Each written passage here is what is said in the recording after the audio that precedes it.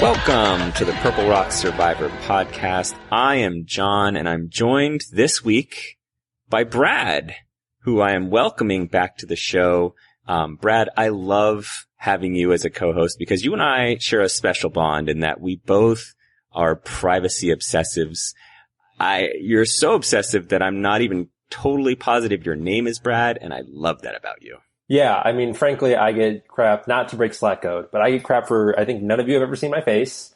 I think you guys only know my last name because you follow strictly dick pics. Yes, that's right. Well, that's not fair. I do show some ab sometimes. That's true. Gotta tease it a bit. Yeah, a little bit. But yeah, so, I mean, not to break Slack code, but you guys get very little detail about me. Also because I don't want to be tied back to this thing. You know, if it all goes to shit, I'd like to have a little, plausible deniability, if that's possible. And again, this is something that I love about you. So welcome back, Brad. And let's talk about some Survivor. First of all, we're talking episode 4, which was, I don't know, Dance Partner or something or other. I never remember the titles. But what did you think about the episode? I thought it was, a solid episode. I think actually kind of all 4 haven't been, knock it out of the park. Wow, this is amazing Survivor.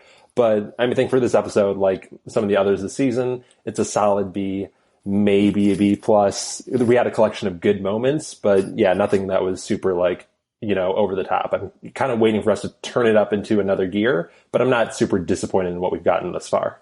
What about you? Yeah, I think it's kind of the same thing. It's been a consistent level that's no real highs or lows. It's just been fine.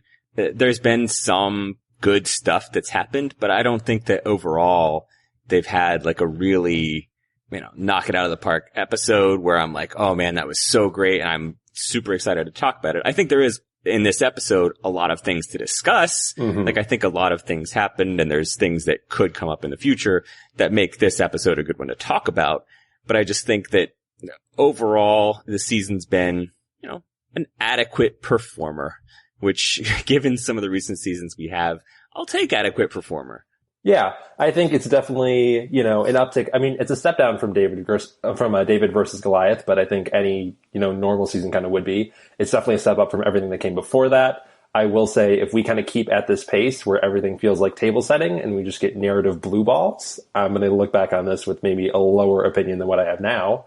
But from what we've seen up to this point, I'm feeling, pretty okay with it. Yeah, and I think one of the things that I've emphasized before is that you never really, when you go to make rankings, and I know this from experience, you don't tend to obsess over the pre-merges of seasons because the bigger part of the narrative arc happens after the merge. So, pre-merge stuff is all kind of setting the pieces for the real action later on. And as long as the interesting pieces aren't taken off the table too early, that's a good thing. And I don't think, at least up until last night's episode, I don't think that had necessarily been a problem. I mean, Chris certainly brought something to the table. I don't know that it was, narrative interest. I think Rick was the first one where I'm like, man, we lost a good one here. He was a good character. Yep. Which I think if we're going to talk about the things that led to us losing such a good character, I think we kind of have to discuss the tribe swap. So, I'll ask you, what did you think about the tribe swap that happened this episode? You mean the first time in Survivor history that has ever happened where only one person switches tribes? Yes, and that one, is that the one you're talking about? That's what I'm talking about, and not to peep too much of what we're going to talk about later, but oh boy, the one person who was picked off of Manu to go join a different tribe, and the 5 people were put together on, what is it, Lesu? I mean, it's not just that we broke it down and the tribe stayed the same, but the particular breakdown of how this one turned out, there's absolutely just no cracks at all in the 5 that were picked to go be put on another tribe. I mean, I think it's actually even more special than just aside from tribe lines stayed the same. I think the alliances within the tribes even got put together on the same, on different tribes. Yeah. We don't know for sure how the tribe breakdown was going in the Joe versus the Lesser Joe's tribe, but that's partly because they never had to test those alliances. I mean, we'd certainly seen some groundwork laid for possible plans, but, plans are all plans until actual votes go down. So it's hard to tell how those things would have gone. But yes, the one and only real switch here is that Wendy went and joined a different tribe. And the reason I hammered on the first time in Survivor history that's ever happened, that definitely happened way back in Survivor All-Stars. I don't even know if you've seen that season, but that's why I was referencing it, because at the time, only one person switched tribes. It was a very major narrative point in that season. And of course, Jeff Probst does not remember it. You haven't seen All-Stars, have you?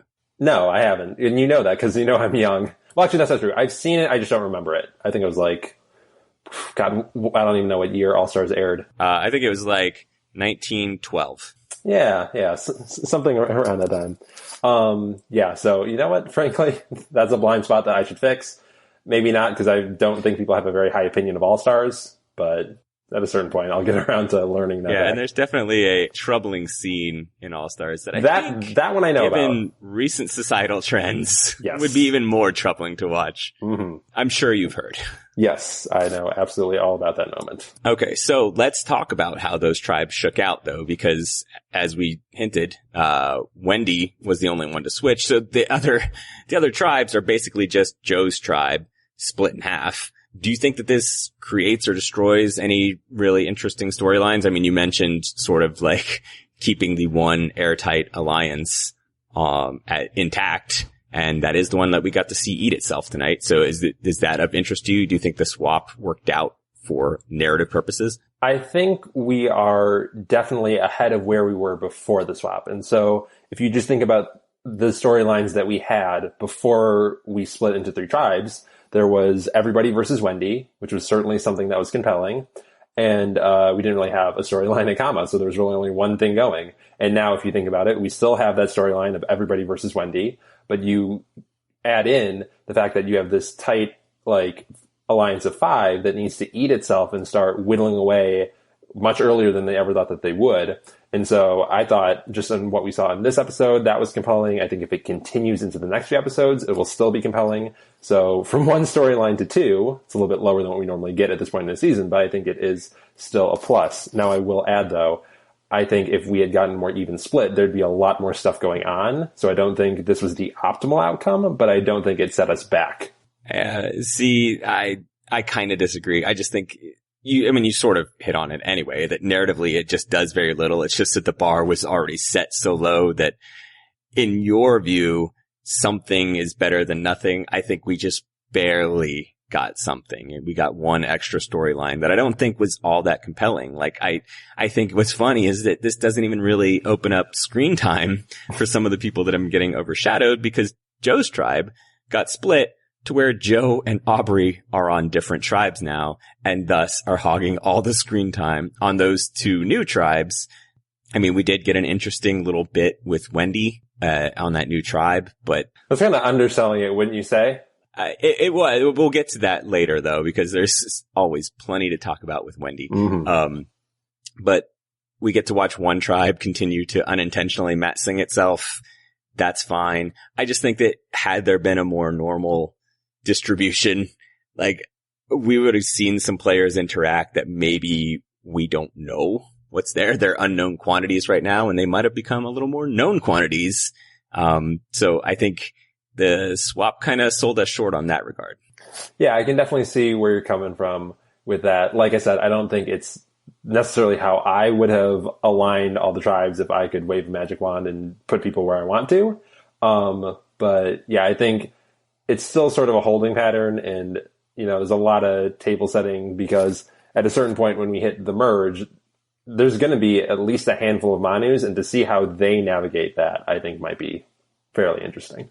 Yeah, I mean, you get the sort of Philippines thing where, it might be that there's so few of them left that you get to see them used as pawns in the other tribes' internal divisions as they fight it out. But I don't know. For me, right now, I don't think it's the most compelling thing. But let's talk about the tribe that we got to focus on tonight, because once again, they managed to lose.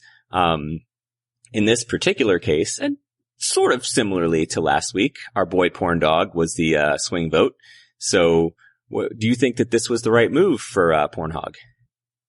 I mean, I'll say this much. I don't entirely understand his reasoning behind it, because everything that we've seen from Quahog up to this point was never really that he was aligned all that closely with Lauren. Like, we actually saw him talking strategy with Rick, when Chris came to him and said, hey, I want to vote out Wentworth. Like, one of the first people that Corndog went to was Rick Devens to talk about, oh, what do we want to do with this? Because, Chris is trying to make some sort of move. And then he also goes to Wentworth to, raise the red alert with her, but he never really was talking strategy with Lauren. It was more like he was an ally with Lauren through a proxy of Wentworth. So I don't entirely understand what the rationale here was, especially when we see in the preview, Eggnog wants Lauren gone like next week. But I will say, before we get to that next week business, I mean, what did you think just based on the merits of what was put out in front of us in this episode? I think I actually can probably, not that one can ever truly get into the mind of Pornhub, but I think I can sort of figure out where his mind was at on this vote, just because we've explicitly seen him give a strategy of, hey, I like having Kelly as a potential shield for me. So I think that's why he doesn't want to turn on Kelly. Why he didn't view Chris as a shield, who knows? We've already covered it enough, I guess.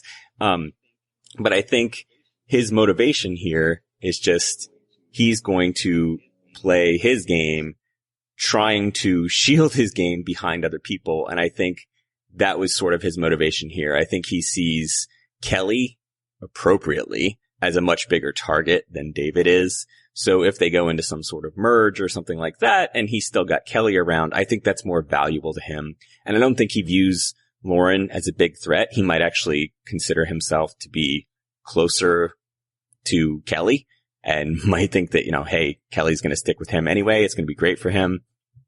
Alternately, he could be trying to stay in the swing vote position, because he certainly was here. And that will work for him unless David and Kelly align against him. And I don't think we've seen any real strong indication that that would happen. But, you only need so many shields. I think he could actually just stick with Kelly and Lauren and next week vote out David. And, that would be the first returning player gone, but he's still got plenty of others that can, be targets instead of him. So not that, again, I can get into the mind of SpongeDog SquarePants, but if I could, I feel like that's what's floating around in there.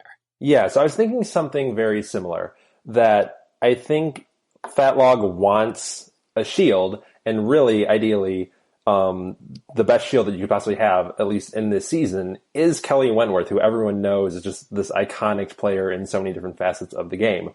I think, I don't know, I think Drainclog is just sort of pivoting away from having her as a shield, though. I think he really wants to be her number 2, because I'm still trying to sort of reconnect what happened in this week and what is sort of being peeped in the preview for next week, when he goes to Wentworth and says, I want to vote out Lauren. I think there's really two ways to sort of explain that. And it's one, either Lauren's condition takes a big turn for the worse, or he's trying to get in close with Wentworth to be her number 2. I think, if Crime Dog wanted a shield, he would want to keep Wentworth around with her allies.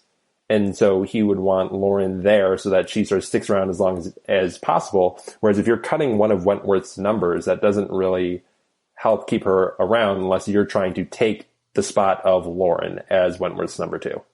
And that could very well be what he's trying to do. He might also think that she and David are tight because they're fellow returnees, and he can put himself above David in the pecking order with her because, why would she want to keep David another returnee? She'd want to keep Hedgehog instead. And by the way, I'm starting to have that thing where you start saying bro ironically, and then you do it so much you just start saying it unironically, like that, only with Corn Dog, because he's growing on me. I really like saying his nicknames, and so I'm guessing by 3 more episodes in, I'm gonna be all in, and I might just be calling him War Dog by then. That might be my thing. Who knows?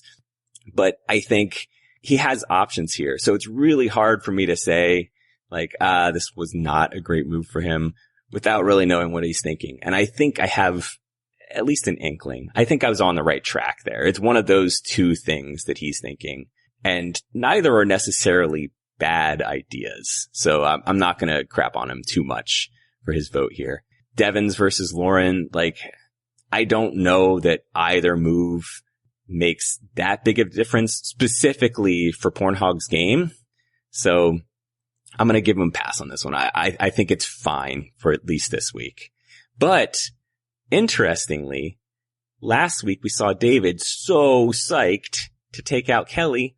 Why is David no longer so psyched to take out Kelly? You know, it's kind of strange. I think we weren't really given a lot of justification for David changing his mind as much as it was just sort of lumped in this whole thing of Manu is now having to pick off one of their own and, oh, aren't we sad about it? But if I had to assign some strategic value to it, I actually think that David maybe potentially was targeting Kelly because she was a threat. I mean, obviously, I'm sorry, I got that order mixed up. Obviously, he was targeting her because she was a threat, but maybe potentially he's realizing that the things that make her threatening also make her an asset as an ally, one, and two, sort of coming around to what we were saying that Roadhog was sort of thinking, that Kelly might be a very useful shield, especially as you go into the merge, which is right around the corner, really down in numbers. So you're working with that big shield of Wentworth, and you're also kind of working with that devil that you know, because I don't think Wentworth is necessarily seeing David as an enemy at this point. So if he can keep working with her and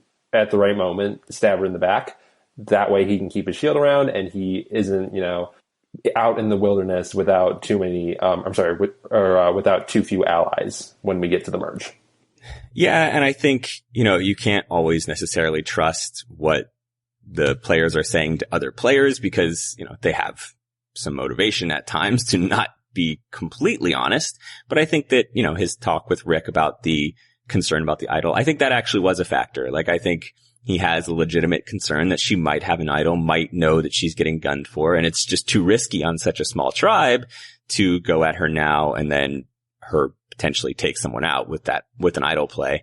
But I also think in this specific case, he knew that he'd probably have a much better shot at getting Hang Dong to vote out Lauren than to vote out Kelly, because he's demonstrated a propensity for wanting to keep Kelly around. So that might have just been David making a read on the room and realizing, like, Lauren's the path of least resistance here. Yeah, and you know what? I'll be honest, I forgot that Wentworth had an idol that David thought Wentworth had? No, Wentworth doesn't have an idol. She does not. Lauren has the idol, but David was concerned that Wentworth might have the idol, which is a reasonable concern. Yeah, absolutely. It's just me forgetting that who has idols and whatnot. And people know that if they read the predictions post. I don't remember who has idols at all this season. There are other people who are even worse at predictions. Just wait until we get to the final week and Matt's in the Just watch the magic unfold. All right. So speaking of David, though, David in this episode mentioned that his brand is loyalty. And so A, it's a little hard to believe, but B, I had the very fun thought while watching, like, oh man, what would be my Survivor brand? But, you know, being the generous host that I am, I will of course extend this question to you first. What would your brand be? I really have two words for my brand. It's capital V, very, capital G, gay. So very gay. What that means, what that entails is essentially I'm giving you a little too much snark, but just enough that I maybe pick up a few stands, maybe. I'm bringing unexpected energy to the island. I'm probably making some unnecessary jokes at inappropriate times. And while I would like to think that I play a better game, that probably means that I get to Final Tribal, and then I get accused of not having genuine relationships, and then someone challenges me to name one of their kids before I lose $1 million. And how much fabulousness are you bringing? That's important. You know, just the right amount, as I do with all things. Okay. See, my brand, I think, would be more like laziness, because I mean, it's really hard to change yourself, especially for a month and change. So I think I would revert to my natural state, and I would just be total laziness. Either that or lustily tweeting at Fishback, which is the other part of my brand. It's like a sub brand within my brand. I just don't think I'd be able to do that as easily out on an island. I'd have to actually talk into a camera and like flirt with Fishback, which would be hard because, you know, I can't read anything he's writing. So, you know, who knows? I don't think it quite hits the same way. So I would just, again, revert back to my laziness. Why not? It's right in my wheelhouse. Stick with what I know, right? I mean, frankly, as long as you're not the most lazy person on the tribe, I think you get by fine. And I encourage all of you listeners / commenters, tweeters, whoever, get at me. Let me know what your brand is, what your brand would be on Survivor. Cause I'm interested to know if you think that you have a thing that would be your defining characteristic. Cause they love to pigeonhole people. Fortunately for me, it would not be problematic to call me lazy. So, or actually, fortunately for them, more so than me. Anyway, moving on. Let's talk about Rick, because Rick went home this week. And as I mentioned earlier, I was a little sad. I feel like this one was actually one of the few newbies that I've felt like a genuine interest in. Like, I think Rick was a decent character. I think you kind of had the same impression of him, right? You were on the Rick train. Yeah, because after he was voted out, I tweeted, ooh, maybe Rick Devens, possible? Second chance, maybe? And then you hit me with the save it for the podcast. So here we are. And yet you didn't delete it. How dare you? Again, like I said, I tried to. Didn't try very hard, but I did try. Yeah, I'll say about Rick, I think he has two things that really are like the two things that you look for maybe in an early boot, something that, would have given you the most value. He had some untapped potential. So I think there was something going on there that, contributed to everything that came before it. But we might have seen something that comes after. We might still, because he's at the edge of extinction. But that untapped potential, and then the fact that, like you said, he's a character and he's fun to watch. I think that's really all you look for in someone who you want to give a second chance. And frankly, when we look at some of the people who they put up for second chance the first time, like Troyzan or Jim Rice, when people, have one of those two things or half, depending on how you measure it. I think Rick Devens, I'd love to see him another time. And we're kind of talking like he's dead, but he is at the edge of extinction. We'll see how that goes. Yeah. Also, please never say measure it and Troyzan in the same sentence again. I'm going to have flashbacks. But I'm 100% on board. Like, I agree. Rick he popped. I think he was pretty dynamic. He just made it seem like he was having fun. He was playing a game. He was an entertaining person. I just think any season he's on, he probably adds to it. I don't think it's situation specific. Like, I don't think he needed to just be having a bond with David to be this fun, entertaining character. I think that's just who he is. And that's a good find. That fits into almost any season. He was also a good narrator because he has experience doing exactly that. And I think, he did have the intention of playing hard. His game got cut short, but I think that's, as you said, the type you want to bring back for second chance. If you do another second chance season, he should be in your pool of candidates, and I will stand really hard for him. I think he deserves it, and I'd like to see him back. Yeah, absolutely. All the agreement there. I will ask you though, do you think Wendy should be brought back for a second chance? Well, I don't know why you're so quick to pull the trigger on that one. Wendy could still potentially win this season and thus could only come back on a all winners type season. Or, I guess she could be a game changer, but God forbid we ever tap that well again. Let's talk about Wendy because, as I said earlier, there's always so much to talk about with Wendy. And did your thoughts change on Wendy at all this week? Was there anything about that you saw on the screen that made you say, you know what? I really had it wrong about Wendy. I've done a 180 here. It's not so much a 180 as it is just sort of a gradually increasing appreciation for her. Because what we saw this week of Wendy, just sort of confirmed everything. She was who we thought she was. And, I'm not necessarily rooting for her to win, but I don't think I'm ready for her to leave my TV. She is a capital C character, and it's wacky, it's kooky, and not necessarily in the really sort of grating way that we've seen in some, other seasons with special islands like Redemption Island and South Pacific, if you know what I mean. I think Wendy is sort of just the right amount of kooky, and she's doing aggravating stuff that's building tension in this season where we don't have a lot to talk about. So anywhere where we can get a little drama and get a little storyline, I'm for it. Yeah, and I think she is probably turning it up a little too high intentionally. She's going a little over the top, but I don't necessarily mind that because, as you said, you need something to happen, and Wendy is making stuff happen. I enjoyed, there's a great demonstration of the Wendy effect this week where we get this Aubrey confessional that's like, oh, I like this Wendy person. Like, it's so sad that she's on the bottom because, I really like Wendy. Then like 2 minutes later, you get an Aubrey confessional that's like, what the hell is up with this woman? And it was like a complete pendulum swing. And it was within, I want to say, like 2-3 minutes of airtime on the show that's all it took for Aubrey to just completely be like, okay, well, so first impressions, way wrong on Wendy. Turns out she's insane. And I was a little too quick to be happy that she's here. Yeah, I mean, but that's kind of what we look for in a character, someone who's like really someone who you can root for, someone you can plant yourself in, or if it's not someone who you necessarily sympathize with, let's make it someone who makes things a little more exciting, not necessarily like dreadful and dour the entire time.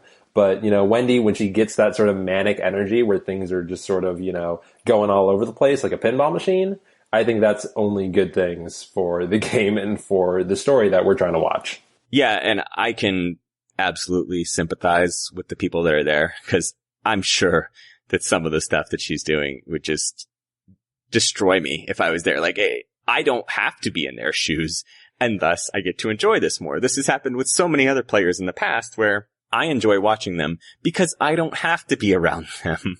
And I think that's sort of the case with Wendy. Like, if I were starving and Wendy were trying to proselytize to me about how we didn't need to eat a chicken, I'd be going nuts. But instead, I'm watching this from the comfort of my couch, perhaps eating chicken myself. So it's not quite hitting me as hard as it would if I were on a tribe with her. So to me, it's just entertainment. And it's great that she's there because, she makes stuff happen. And I kind of feel like, this sort of leads into the next thing we're going to discuss anyway. She makes herself look like such an easy and appealing target, and yet she keeps escaping the vote. Say this tribe does end up going to tribal council next week. Do you think that Wendy's presence keeps Aubrey safe, or does it set up like this safe vote where, everyone thinks they're voting out Wendy and that is the time they pull off a blindside? I will say that as much as I would love to see how the character of Wendy evolves at the edge of Extinction, and particularly how we've seen how salty Reem gets just around, people she barely interacted with, but someone who she actually paired up with Wendy, how does she push Reem over the edge? I'd love to see all that. But with that said, I cannot bring myself to predict that Wendy goes home just because everybody did that for the first 3 weeks and yet she kept wriggling her way out of every single jam that she was in. So I think it's maybe an easy vote for everyone to point to Wendy and say, this girl is kind of cuckoo crazy and let's just get rid of her. But that also is the thing that makes her a very compelling goat. And so, yeah, maybe you wouldn't find her trustworthy, but I do think that she is reliable in that she's predictably erratic. So you can kind of maybe guess where she's going to go. And as long as it doesn't blow back on you, that might give you a smokescreen to do something a little more crazy, like maybe vote out Aubrey. Right. And I think that they could easily end up using that potential Wendy vote as a reason, or the way to take Aubrey out, because the only thing that would really tip Aubrey off is if the others are going off to strategize without her.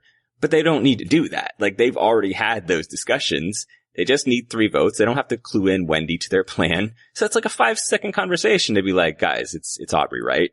Just when she's out of earshot. And then everyone's like, just play along. Tell Aubrey, of course we're voting Wendy. Why would we not?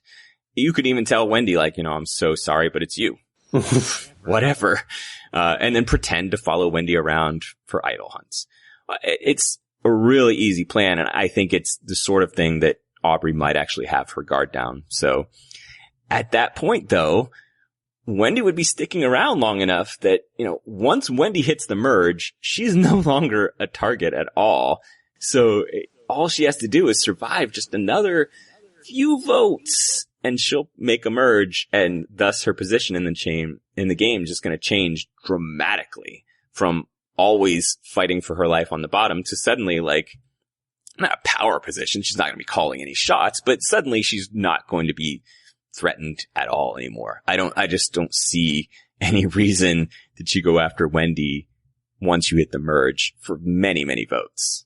Yeah, no, I think that's very, very much a likely scenario. And it's also kind of crazy when you look back at it. Like, at the start of the season, even if you didn't watch any videos or read any bios, you could kind of point to the girl with the blue hair and say, I don't know if she's going to be the one, but here we are. And if she makes it, I think maybe 2 more tribals, she's there, and she's probably scot-free to get to the end, which, is just kind of insane.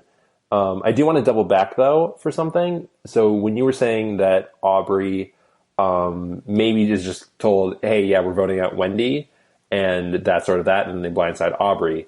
I mean, like, I just remember the previews, and so I'm kind of wondering where that Eric vote, or maybe it's a decoy, might maybe be going. Do you think it's possible that Victoria is trying to do a double bluff with Aubrey, telling Aubrey, like, oh yeah, let's act to Gavin and Eric that we're voting out Wendy, but then really her and Gavin and Eric are voting for Aubrey, so that Aubrey thinks there's a blindside happening that she's not really a part of? Or is that too many layers? It could be. I mean, I don't know why you try to get that cute, but it's entirely possible that they could. If you try to sell it as like, hey, we've got to make a big move, then Aubrey might be like, oh yeah, okay, you've watched the show, you know what you have to do to get some airtime. So yes, I see you want to make a big move. I too will join you on this big move. Maybe. I mean, that could be the plan. That works. I don't want to say just as well. I think really the path of least resistance is just tell her, yeah, but it's Wendy just because she's unpredictable, and, blame it on like, I'm so hungry and she let go of our chickens. Whatever. I just think that it's really hard to poke holes in that case. And I agree, which is why I don't understand really. I don't know. I'm trying to figure out how we get from where we are now, where it's very clearly either Wendy or Aubrey, to a point where we have on camera Victoria saying to Aubrey, let's you, me, and Wendy get rid of Eric. I'm just wondering what changes, or like rather what Eric did if this isn't a decoy. So there's a lot of parts going on here. Maybe Eric got the chickens and then released them on his own. It's like, no, I wanted to be the one to free them. I want that sea of money. I got them back and released them instead. Who knows? But yeah, I just think that it sets up really easily for a potential Aubrey blindside, or attempt at least at a blindside, if that tribe does go to tribal council next week. One thing though, there is one other tribe that I don't know if you've noticed, but they don't tend to get talked about a whole lot. The Joe tribe, the new Joe tribe. We got a quick scene of them. There was a whole confessional from Joe talking about how I'm going to up my social game, blah, blah, blah. Goes and has this conversation with Ron, and Ron is like, yeah, buddy, 100% on board. Let's hug it out. We're good. And then we get a really, really awesome 20 minutes earlier flashback thing, wherein we get to see Ron and Julia hatch a plan. And I have to ask you this, was this a great plan or the greatest plan? I mean, I think it's good insofar as you're doing something, and maybe it's just we haven't seen a whole lot of this tribe, but I don't know that these people do a whole lot game-wise. So, making up some plan to keep Joe at the watering hole and go through his bag, you're doing something, so props to you for that. I do wonder, though, are people still hiding idols in their bags? Like, you're kind of doing something, or was there ever going to be... But this is the time to do it. That's the genius of this plan. So they just swapped, right? So if you're coming from another beach, or actually not even that, you might potentially be going to another beach, you would have had to pack your idol in your bag so that it comes with you, right? So having just returned to the beach, that point is the time where you get Joe away from his bag and you can search it and be pretty confident that if he had an idol, it's in there, because otherwise he's rolling the dice that he's staying at the same beach and he's buried his idol somewhere and it's going to stay there. So Ron even clarified that that's what he was doing on Twitter. And I think that was some next level thinking to know that that's the time to check, because, they like to pretend on the show that the whole drop your buffs thing is a total surprise to everybody.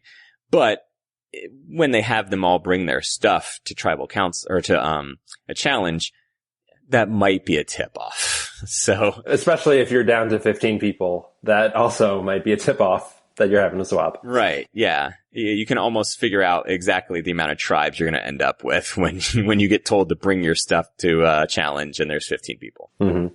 Yeah. I did not see that extra textual stuff from Ron just because I don't follow too many survivors on Twitter. But actually now knowing that, I don't really have any doubt about that. It is actually a really good move to think about, that you know that things are going to get moved around, they're going to be in bags.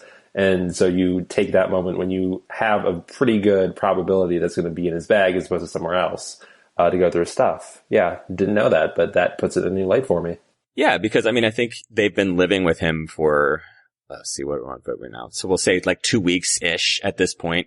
And, you know, at any time, he could have found the idol. He could have hidden it somewhere and they wouldn't know. I mean, they could have gone through his stuff during that time, but that doesn't tell you anything because he could have buried it somewhere just like Lauren did on a different beach. And so this was the time to strike to find out if he did have an idol. Now, the one downside to this plan is that, yes, it tells you that up until this point, he has not yet acquired an idol. But there is still going to be some intervening time between now and when you potentially get to a tribal council with Joe where he could acquire such an idol. But at the very least, you have some information now that you didn't have before, which is that so far he has not acquired an idol. And if anything else, or if nothing else, you can just keep an eye on him. Or if one of you finds the idol, then you know that he can't possibly find it. So I like it. I mean, I think that was awesome. Some next level thinking there on the part of Ron and Julia. But unfortunately, I don't know if you noticed this, but Julia did not get to deliver the confessional about that. And Survivor Twitter is very sad because Julia is invisible and people have started caping up for her. Are you one of these people? I mean, I have a bunch of thoughts about this whole thing.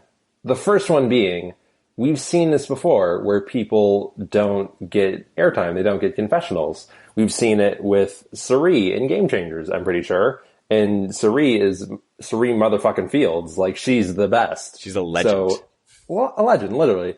So it happens to, like, the best players where even when they're established characters, they don't get screen time because they're not going to tribal, right? We also saw it last season with Allison Raybould. She made it to the finale, and at a certain point, a lot of people in the competition were trying to get her out because they all thought she would win if she made it to the end. That's how good of a game she was playing. And she also didn't get any airtime because she never went to tribal. So really, truly, I think it's all a circumstance of the tribes that you're on and the storylines that are playing out right in front of us. It's very well established Survivor editing, style to not go to the tribe that isn't going to tribal. So when you are so fortunate to be on a tribe with Joe Englum and never have to go to tribal, you're just not going to get any airtime because that's not where the story is in this episode. And not only that, but you're on a tribe with Joe and Aubrey. So they're probably going to soak up some screen time because they've done confessionals before. Joe, to a lesser extent, because Joe actually does not get a ton of confessionals. And it's because he's kind of boring. Like, he's not a confessional giver. He's there to be good at challenges, to, like, smile at people, and to eventually get voted out. Like, he got one this week, but that was only so they could show that he was getting clowned by Ron. Like, Julie got a confessional this season because a fucking bird swooped down into the ocean while she was talking. Like, the confessional argument drives me insane because, as you said, there's an established pattern for this. Like, either be interesting, do something good or funny or strategic, or lose a challenge. Those will get you confessionals. Those will get you on TV. If you're so concerned about time to get on TV, Matt, sing the fuck out of your tribe. Just lose every challenge. If all your only concern is screen time, you will get so much screen time right until the point where you get voted out deservedly because you keep going to tribal council, and eventually odds will catch up to you no matter who you are. Well, unless you're Denise Stapley, who's an all-timer. But it enrages me that these arguments are still going on because you mentioned some. You didn't even mention all of them. Like, Ghost Island, do you remember the arguments we had about fucking Chelsea and how Chelsea was like, oh, she's getting the shaft. She's, no one's giving her due. And I bet Chelsea's got stuff going on and we're just not seeing her. No, they record confessionals from everybody. they get confessionals. I believe it's daily, at the very least every other day, from all these people. So if you're not seeing their confessionals, the reason is either that they're not remotely relevant to the story, they're not very good, or nothing interesting is going on that they would make a story out of that would air. Back in Co Wrong, the whole argument from the Edric crowd was that obviously we were getting these boring ass Michelle confessionals because she wins, and they were right. Because if Michelle didn't win, she would have been completely invisible because she was boring. So they wouldn't show her confessionals even though they had them. So if you want confessionals, just be good at them. Like, be interesting, be funny, do something. This argument is slowly driving me insane, and people keep standing for Julia. Like, Julia is the one specifically who brought it up. And I get that she, like, has a very valid reason. She wants to, representation, which is, of course, important. She wants to, get some time on TV, blah, blah, blah. But, I mean, you have to know, if you've watched this show, the sorts of things that will get you on TV. If that is your greatest concern, there are things you can do to get yourself on TV. And people are wondering, like, oh, well, what's going on with Julia's mind? Maybe she has plans, whatever. Those plans, as I mentioned earlier, don't matter because they don't go to tribal council. Like, they'll check in, they'll get like a quick 30-second update, like, oh, hey, we're talking about returnees going home. Great. Yes. Perfect. And then they move on. Like, there's nothing more to say. What are you going to see? Like a Julia confessional saying, oh, we got swapped to the same group, so maybe we'll go after Joe still. Fine. But it doesn't really matter who delivers that confessional. So in that instance, they pick the person that did it the most entertaining way, if they even bother. And in this particular case, they gave it to Ron because Ron did something interesting. He and Julia, I'm not going to give all the credit to Ron. He and Julia had a plan to go through Joe's bag. Great. That's awesome. That's why he got a confessional. Like, if Julia had given laid out the plan just as interestingly as Ron did, maybe she gets the confessional. But she didn't. So, womp womp. There's not Julia yet. Once she starts doing something, or her tribe starts doing something, I imagine we'll see a whole lot more of her. But until then, I think it's probably time to tone down we need more of Invisible Player X. When they're relevant, we will see them. Yeah. And rant. Yeah, I mean, I agree with all of that. And I'll also point out, Aurora has been on the same tribe as Julia for the entire time. I think she's gotten one confessional at the very beginning of the season, and that was because she was, like, fawning over Joe Anglim. But you don't see Aurora out on Twitter, complaining that she's not getting airtime because she's a lesbian. Or at the very least, if she is doing that, I haven't seen it. So you can direct your fact checks to @PurpleRockAndy about that. But, you don't want to just be given confessionals because you're diverse and for no other reason. That's called tokenism, and it actually cheapens what you're trying to do with your representation.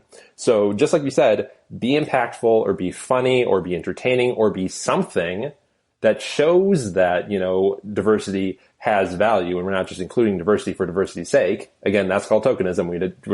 I at least think that we shouldn't be aiming for that as the standard of what we want to include. See, this is why if you were on, you would have snark as your angle. That's how you get on TV. You're the snarky one. Mm-hmm. And very gay, capital letters. See, I pay attention when you talk sometimes. I mean, I'll be honest, I tuned out for 2 of the 5-minute rant that you're doing, but yes, thank you for that. It's okay. I mean, listen, I know from experience with Andy, like, I'll go and make myself a glass of water and come back and be like, oh, you're still going? Cool. I'll queue up my next point when you're done with this. Well, I think all this leads us into what we want to talk next. We have something that we've marked for Extinction, right? Yes. We have an ongoing gimmick this season, as we always do. This season, in honor of the theme, we're marking something from the Survivor fandom or the show itself for Extinction. And we batted around some ideas, and I think you ended up with this one, and I'm like, yes, 100%. It's gotta be confessional counts. And I'll let you start because I've already laid out a pretty decent outline, but why do confessional counts need to die? I mean, for the first part, it assumes that all confessionals are created equal, which we just discussed is not the case when you have entertaining people and some people who maybe popped in the audition but aren't popping on the island. So it's not like candy or pie where you're cutting it up to make sure everybody gets their equal time. It's whatever is relevant to the story at hand with the tribe that's going to tribal, with, different things that are happening, and really who tells the story the best. So when you're tracking all the stuff with confessionals, you might have a character who is really big, who is a really, great person to have narrate your story, and just by the circumstances of the game, they get voted out early. They'd have a rack up a really high confessional count, but it really wouldn't mean anything if they didn't make it to the merge. And at the same time, you have people who make it deep into the merge, and we never hear, jack fucking squat from them. And we had a whole bunch of those in Ghost Island that we talked about, like Angela and Chelsea and all of those people in, what's his name? Fish something? Sebastian Seabass. Yeah. Really, confessional accounts don't mean anything. It's like when you're counting wins for pitchers. Like, you definitely can count them. It doesn't mean shit, though. Right. And I think it's one of those empty stats. Like you mentioned wins for pitchers. That's a good one. It's roughly equivalent because we've covered this ground before. Confessionals are not the only way that you get shown on the show. Joe doesn't get a lot of confessionals because, as I said, he sucks at them. That's not why he's there. You can be parts of plots without giving confessionals. You can have a little side conversation, like the freaking Hedgehog and Rick conversation last week, or Chris, either one. Those were not confessionals, but that's airtime. That's getting to see how a person thinks. That is screen presence. You don't measure everything. You're not capturing what you hope to be capturing by measuring confessionals. That's not the only way in which the show tells a story. In fact, it's one of the lazier ways that the show tells a story because they're doing it because it's much faster to tell stories sometimes through confessional than to actually find the footage and let you watch it. And they only have 43 minutes, made even shorter by the fact that we've got the Extinction Island this time. So you have to cram all that story in, plus challenges, plus tribal council. So they have really, really limited amounts of time to work with. They can't devote all that time to spreading around the confessionals. Like, you have certain plots that you're working with, and you get the confessionals that help advance those plots. Sorry, it doesn't matter that, if Chelsea is not giving you the confessionals that you need to lay out this plot that's happening, you don't show Chelsea. You don't Frankenstein a clip together of Chelsea saying 7 words here and 4 words here and 5 words there that you can sort of make a coherent sentence that relates to what you're about to show on TV. You just go with someone else that already gave you a confessional that you don't have to touch. I respect the laziness. And again, they have to work with a set amount of time. Tell your story quickly and efficiently. If you waste all this time building up these other characters with confessional counts, you're going to miss the actual stories of the season, and you'll get to the end of the fucking show and you'll be like, how did so-and-so win? We didn't get to see that at all. You know why? Because you cared so much about someone that went out 4th or 5th getting 6 more confessionals. Stop wasting your time with the confessional count crap. It's insane. Let it die. All right, I think we have beaten that into submission. I will pick up on what you said, though, about maybe what are some of the best ways for us to allot our time in this season of Survivor. So I'll ask you, what do you think about the edge of Extinction? Is that a good use of our time? How are you feeling about it sort of as a thing that we're going to have to deal with this season? I'll say I had really low expectations for it. It's a rebranded version of something that we've had before. It's kind of like mixing together the Outcast twists from way back in Pearl Islands with more recent versions of Redemption Island. So it certainly has a ceiling as far as how entertaining it could be. It has let them focus on the survival aspect, which is something that they've definitely de-emphasized as the show began to focus more on strategy and things like that. Shout out to Assistant Dragon Slayer and I think Sunset Blaze, who were making the same argument that I was going to make about this. You get to see them struggle, suffer, tough it out. I guess some people are still into that. It's not really my thing, but it's fine. I think for what they have to work with, they've done about as good a job as they can. I mean, I'm not super interested in the whole Edge of Extinction thing. But I think with what they've had, they've at least done some cool cinematic stuff out there. They've tried to make what's happening there interesting. I do worry, though, that if you devote even like 5 minutes to this place every week, you're shortening an already short show, and it's really hard to get a sense of what's happening.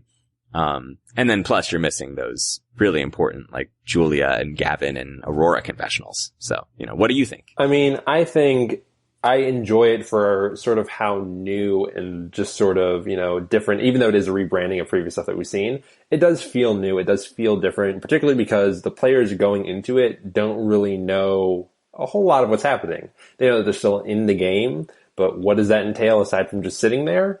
That's sort of leaving this a little bit of narrative tension of like what is coming next and a little bit of mystery that's going on there. And I enjoy that part, at least. I also am enjoying how the editors, like you said, are able to play around with some different ways of presenting what would otherwise be a pretty boring story of people just sitting there.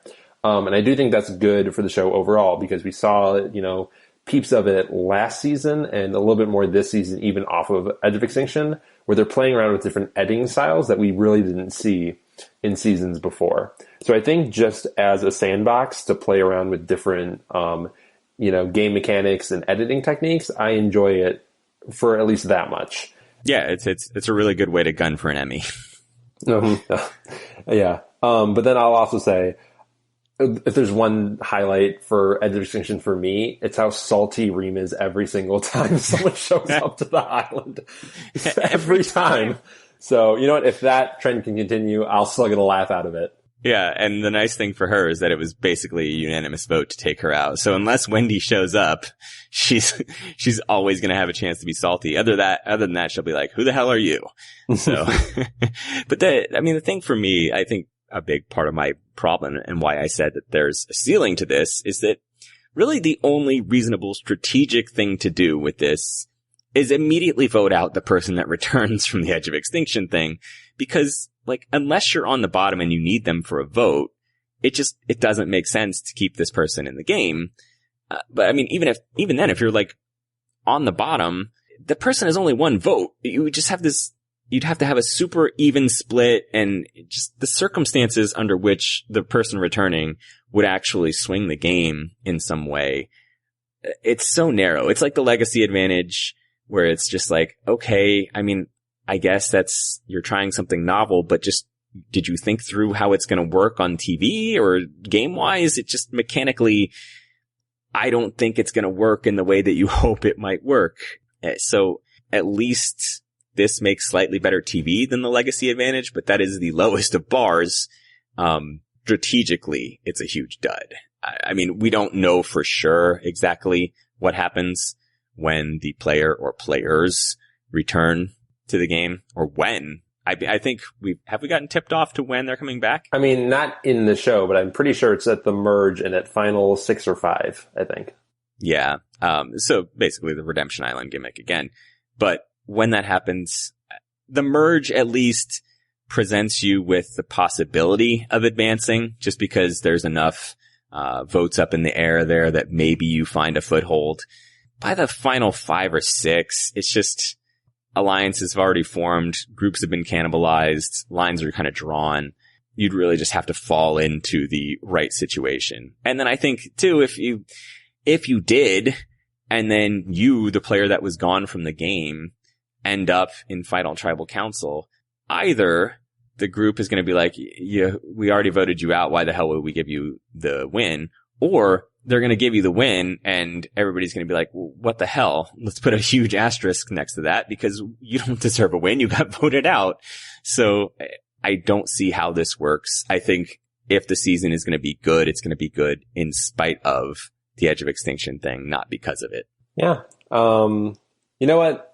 I think that we're kind of grading it different ways. I think you're sort of looking at a big thing of what could possibly happen, which is something that we also talked about previously on a different point in this podcast. And I'm just sort of looking at it as, relative to what's happening here, I don't think there's a whole lot of other compelling characters on the people who have not been voted out yet So if we get a little more Salty Reem, if we get a little more Rick Devens, I'm maybe fine with it. So relative to what's happening in the season, maybe it's a boon. But you know what? That's just a different perspective. And we're 4 episodes in. We couldn't really possibly know yet. It's true. Speaking of couldn't really possibly know, let's go for some predictions where I'm sure will whiff as we tend to do. Let's start with, let's go with the Aubrey tribe first. Who do you have going home on Aubrey's tribe?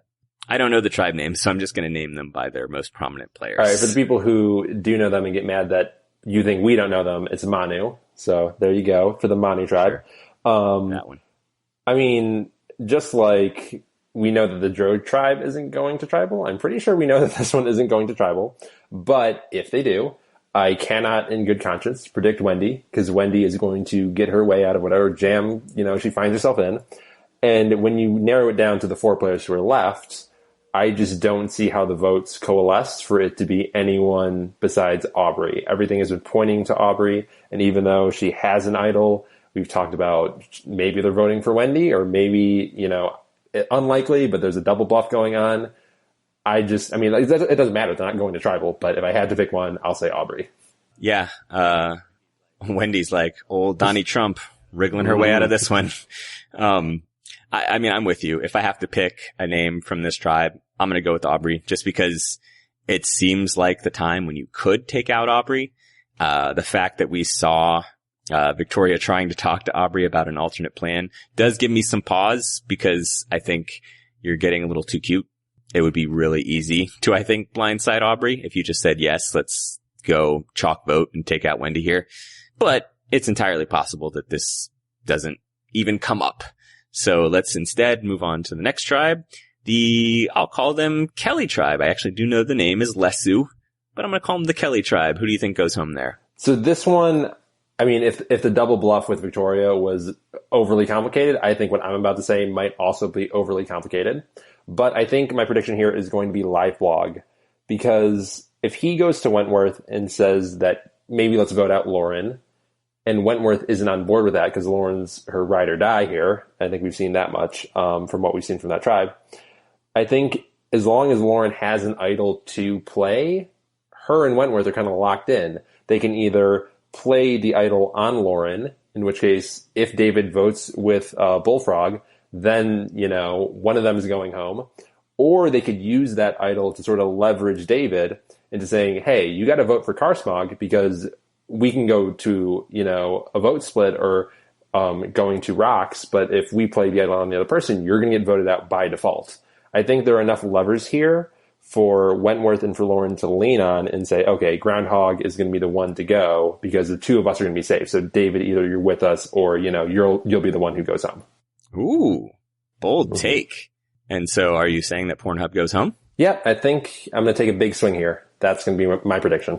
Okay. I sort of hinted at mine earlier, but I think that, again, this does play into the mind of, the hedgehog, but I think it's David. I think that he looks at the options available to him and he says, you know what? I'd rather be with, Wentworth and Lauren going forward. And he may see himself as the person that could get to, if God forbid they had to vote again, being down to 3, he might be like, well, you know what? Of course it'll be me and Kelly sticking around. I think that he can be convinced to go against David. So, my pick for that tribe is David. And speaking as a straight, I would be sad if Lauren went home in the same way I assume you were sad when Chris got voted out. Well, we still got time for him to walk out of water with his fishing gear and yeah, sure. There's still time. All right, let's wrap it up with our third tribe then. So, Joe tribe, comma. Are we making predictions? They're not going to tribal. This is kind of like, It just feels like wasting our breath. So because we're wasting our breath, I'll say, hey, it's going to be Joe. I'll throw it out there. If they do end up going to tribal, they take Joe out. Wow. It finally happens. Yay. Yeah, that's exactly it. It's Joe because the merge is coming and you want to get rid of him at some point. So get rid of him now. There you go. It's Joe. Cool. All right. So let's do some plugs. We, of course, have a website. It is purplerockpodcast.com. Brad, if they wanted to find you on Twitter, where could they do so? They would find me at Purple Rock Brad, where sometimes I tweet things that are, again, capital letters, very gay. And then maybe not recently, but maybe in the near future, I'll be back on the bonus content beat. It's been kind of up in the air. But do you really want to see, more confessionals from some of these people? Maybe. It's doubtful. See, that's why you're there, to tell me if I do or not.